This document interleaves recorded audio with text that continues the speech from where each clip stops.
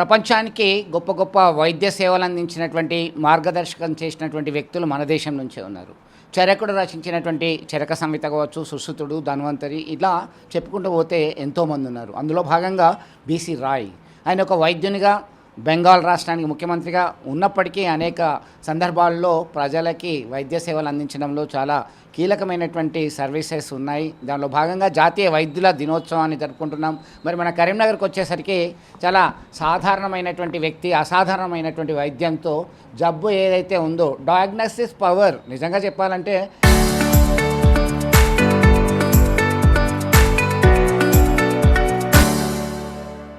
Diagnosis power ఇప్పుడున్నటువంటి వైద్యుల్లో చాలా కొరవడింది. కానీ అలాంటి వారికి మించి ఒక అద్భుతమైనటువంటి డాక్టర్ మనతో ఉన్నారు.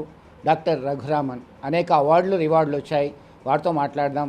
సో నమస్తే సార్. నమస్కారం సార్. సో టీవీ ప్రేక్షకులకు నమస్కారం సార్. నమస్కారం. ఈరోజు వైద్యుల దినోత్సవం, జాతీయ వైద్యుల దినోత్సవం సందర్భంగా ఏం చెప్పదలుచుకున్నారు సార్? అంటే చాలామంది నెగ్లిజెన్స్తోని ఇబ్బంది పడుతున్నారు. అంతా మాకే తెలుసు కదా అని చెప్పేసి సొంత వైద్యం సైతం తీసుకుంటున్నారు.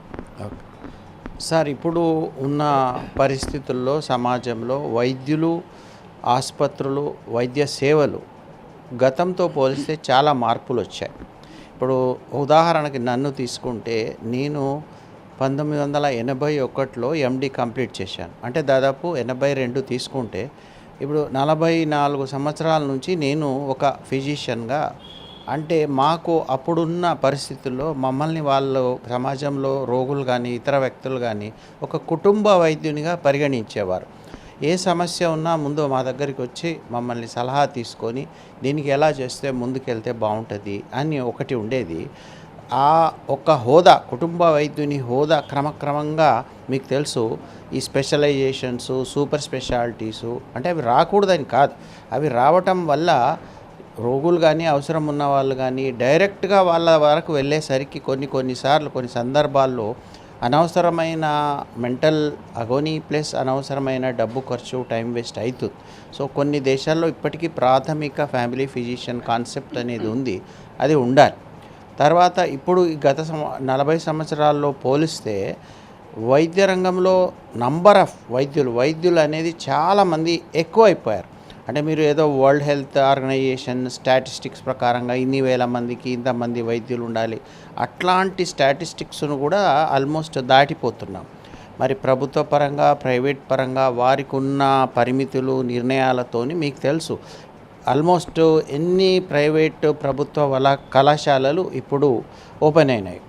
దాంతోపాటే మరి దానికి సమగ్రంగా సంబంధించిన టీచింగ్ స్టాఫ్ లేక ఇతర ఇన్ఫ్రాస్ట్రక్చర్ ఆ వేగాన్ని అందుకోలేకపోతుంది. దానివల్ల నేను ఎవరిని క్రిటిసైజ్ చేస్తలేను, కానీ ఇప్పుడు వచ్చే వైద్యుల్లో కొంత ఈ రంగంలో కొంత లోపం కనబడుతుంది. అది ఒక పార్శ్వం మాత్రమే. మరి ఇందులో ఓన్లీ ప్రభుత్వము వైద్య రంగాన్ని బ్లేమ్ చేయాలా అంటే అట్లా కూడా లేదు. ఇందాకనే మీరు అన్నారు, ఇప్పుడు ఎక్కువ ముందు మనం చూసే టైఫాయిడ్ ఫీవర్ కానీ, క్షయవ్యాధి కానీ, అమ్మతల్లి కానీ, కలరా కానీ, పోలియో కానీ ఇలాంటి అన్ని సాంక్రమిక వ్యాధులు అంటారు.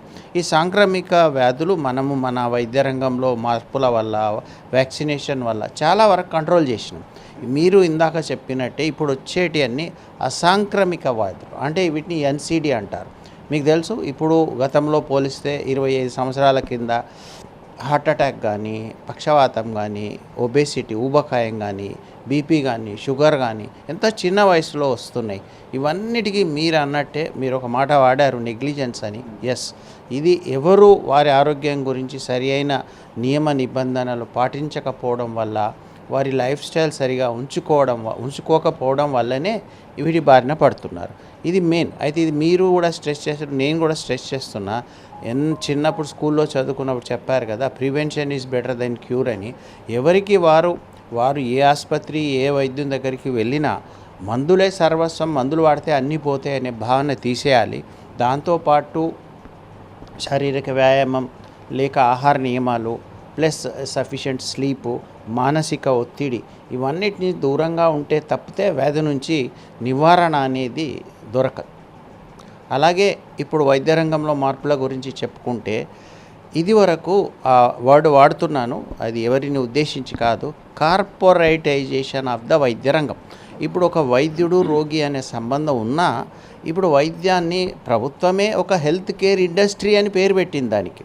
సో గొప్ప గొప్ప పెద్ద పెద్ద వాళ్ళు ఈ రంగంలో ఎంటర్ అయ్యి దాన్ని పెద్ద పెద్ద హాస్పిటల్స్ తెరుస్తున్నారు. మరి అలా తెరిచినప్పుడు అది ఒక వ్యాపార దృక్పథం వాళ్ళకు ఉంటుంది, ఎంత కాదన్నా. మరి మేము ఇంత డబ్బు పెట్టుబడి పెట్టాము, మరి మాకు రిటర్న్స్ ఎలా ఉంటాయి అని వాళ్ళ దృష్టి వాళ్ళకు ఉండొచ్చు.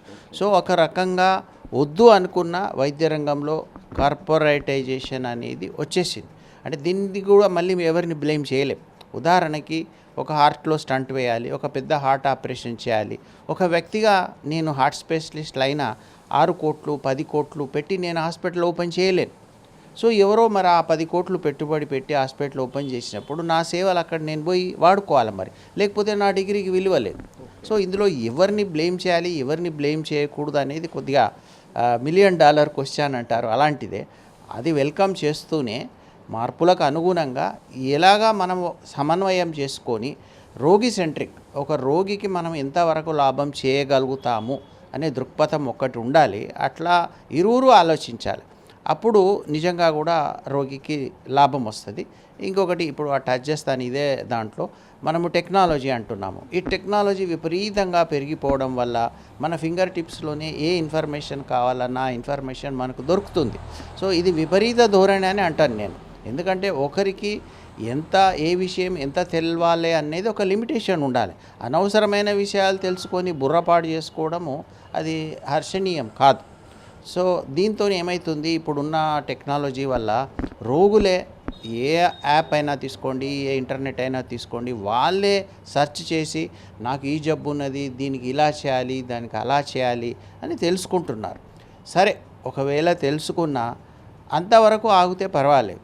ఆ తెలుసుకున్న దాన్ని ఒక క్వాలిఫైడ్ వైద్యుని మీద కూడా రుద్ది మీరు అలా చేయకూడదు, ఇలా చేయాలి, ఇలా చేయకూడదు, అలా చేయాలి అని చెప్పకూడదు. చెప్తే ఆ బయాస్ అవుతుంది. తర్వాత మెషిన్ అంటే ఒక యంత్రం అది యంత్రానికి మానవీయత కోణము లేక ఒక ఎమోషన్స్ ఫీలింగ్స్ అనేటివి ఉండయి. మాకున్న ఒక వైద్యునిగా నేను ఒక మనిషిని ముందు, తర్వాతనే వైద్యుని. సో సాటి మనిషి యొక్క బాధను భయాన్ని అర్థం చేసుకునేది ఒక సాటి మనిషే, ఒక యంత్రం ఎప్పుడూ కాదు. యంత్రం కొన్ని సమాధానాలు కొన్ని డైరెక్షన్స్ ఇస్తుంది, కానీ ఒక రోగికి స్వాంతన, ఒక రోగికి భరోసా ఇచ్చేది ఒక మానవుడే. ఆ మానవుడు ఎవరు? వైద్యుడే. సో ఈ వైద్య రంగంలో ఎన్ని విప్లవాత్మక మార్పులు వచ్చినా ఈ అనకూడదు. కానీ ఇప్పుడు మీరు చెప్పిన AI రోబోటిక్ వైద్యము ఏదున్నా అవి మరలే. ఈ మరస్పర్శ మానవ స్పర్శ, ఈ మరస్పర్శకి మానవ స్పర్శకి చాలా తేడా ఉంటుంది. ఇన్ని రోజులైనా మమ్మల్ని ఇంకా నమ్ముతున్నారు ప్రజలు అంటే మేమిచ్చే ఆ భరోసా, ఆ నమ్మకం. సో ఇప్పుడు మళ్ళీ ఒక్కటే ఏం వాడాలంటే ఈ రోగికి వైద్యునికి మధ్య ఉన్న ఏదైతే ట్రస్ట్ డెఫిసిట్ అంటే నమ్మడం లేదు, ఆ నమ్మకాన్ని అనేది బిల్డ్ చేసుకోవడం ఒక వైద్యుని యొక్క ప్రథమ కర్తవ్యం.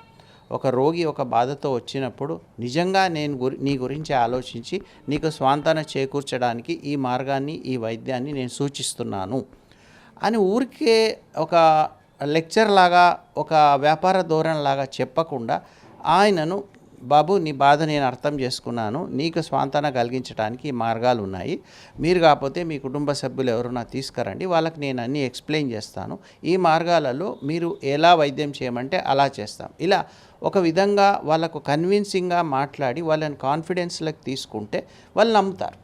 మనం ఏదో మెకానికల్గా ఇగో బాబు ఈ చిట్టి తీసుకో, 4th ఫ్లోర్కి వెళ్ళు, 4th ఫ్లోర్లో రక్తం ఇచ్చేయి, 5th ఫ్లోర్కి వెళ్ళు, సీటీ తీసుకో, 6th ఫ్లోర్కు డైటీషియన్ ఉంటాడు, అలా చెప్పేస్తే దయచేసి ఇది ఎవరిని క్రిటిసైజ్ చేయట్లేదు. అలా చేయడం వల్ల ఒక యాంత్రికం, ఒక మెకానికల్. ఇప్పుడు మా దగ్గరికి అంటే నేనేం గొప్పలు చెప్పుకోవట్లేదు, నా చేంబర్లోకి ఎవరైనా ఎంటర్ అయితే 80% ఆఫ్ ద టైమ్స్ నేను వారి పేరు చెప్పి పిలుస్తాను. ఏం మలయ ఎప్పుడు వచ్చినావు, బాగున్నావా?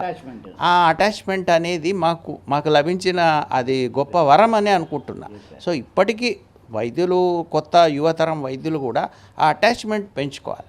మీరు ఉదాహరణకి చూసి ఉంటారు, మనం ఏదో కార్పొరేట్ హాస్పిటల్కి వెళ్ళాం, మన తాతగారు ఎవరో అడ్మిట్ అయ్యారు, వెళ్ళి అమ్మ ఫలాని వెంకటేశ్వరరావు గారు ఎక్కడున్నారంటే, వెంకటేశ్వరరావు ఆయన ఎవరు?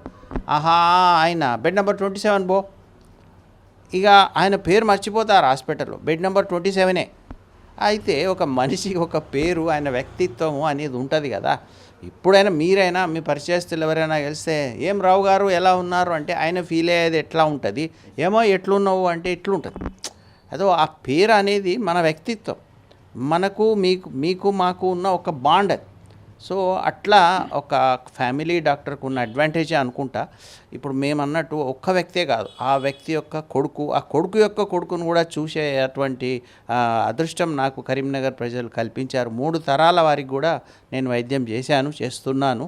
సో ఇప్పుడు ఇన్ని మార్పులు వచ్చినాయి. అయినా నేను యువతరం వాళ్ళకి చెప్పేది ఒక్కటే, మన వృత్తిలో ఒక కమిట్మెంట్ ఉండాలి. నెక్స్ట్ కార్పొరేటేషన్ తప్పదు, మారిన పరిస్థితులకు అనుగుణంగా ఫోను వాడొద్దంటాము, వాడుతున్నాము. అలా టీవీ వాడొద్దంటాము, వాడుతున్నాము. అంటే దాన్ని ఎంతవరకు వాడాలి, ఎప్పుడు వాడాలి అనే నియమం మనం పెట్టుకొని పేషెంట్ యొక్క నమ్మకాన్ని చూరగొంటే ఇప్పటికీ వైద్యుని మంచి స్థానంలో చూడవచ్చు. వైద్యునికి ఇదివరకు గౌరవం ఉండే, ఇప్పుడు గౌరవం లేదు అని సాధారణంగా వాడుతుంటారు. అంటే గౌరవం పోవడంలో అందరి పాత్ర ఉంది. ఒక వైద్యుడని కాదు, ఒక రోగి అని కాదు, ఒక సమాజం అని కాదు, ప్రత్యేకంగా కార్పొరేట్ వైద్యం అని కాదు. ఎవరి బాధ్యత వాళ్ళు నిష్టగా క్రమశిక్షణగా చేస్తే ఇప్పటికీ వైద్యునికి మంచి స్థానం ఉంటుంది సమాజంలో. నా ఉద్దేశం ఇప్పటికీ ఈ ఫ్యామిలీ ఫిజిషియన్, కుటుంబ వైద్యుడు అనే కాన్సెప్ట్ని డెవలప్ చేసుకోవాలా. ఒక స్పెషలిస్ట్గా మీరు నిష్ణాతులు కావచ్చు గుండె జబ్బులో, కానీ ఆ ఫ్యామిలీని అంతా మీరు ఒక కాన్ఫిడెన్స్లోకి తీసుకొని, మరి నాకు ఇట్లా హార్ట్ జబ్బు ఉంది, స్టంట్ వేయడం తప్పనిసరి అని పూర్వపరాలు వాళ్ళకి ఎక్స్ప్లెయిన్ చేసి తర్వాత ఏం కాన్సిక్వెన్సెస్ ఉంటాయి అన్నీ చెప్పగలిగితే వాళ్ళు తప్పకుండా మిమ్మల్ని నమ్ముతారు. మీరు ఇందాక స్టార్టింగ్లో చెప్పినట్టు ఇది జాతీయ వైద్యుల దినోత్సవము. డాక్టర్ బీసీ రాయ్ గారు వారు ప్రముఖ వైద్యులు, పశ్చిమ బెంగాల్కి ముఖ్యమంత్రి కూడా ఉండే.